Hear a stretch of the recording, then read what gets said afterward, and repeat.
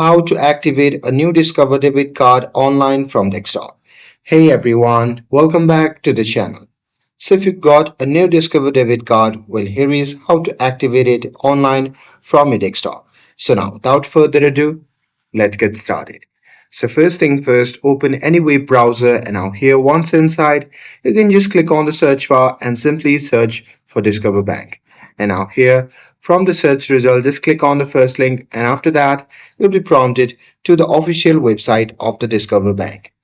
Now here you simply have to log in using your credentials and once logged in from your account dashboard, you simply have to select your checking account and there you can just click on account services or card services and then choose activate card, and there you have to enter your new debit card number like expiration date and CVV from the back of the card, and after that you just have to follow any additional prompts and click submit or activate to complete the process.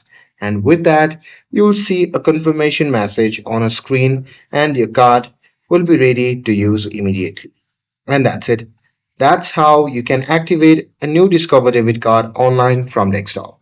With this, if you found this video helpful, then don't forget to like, share, and subscribe to get updated for more videos.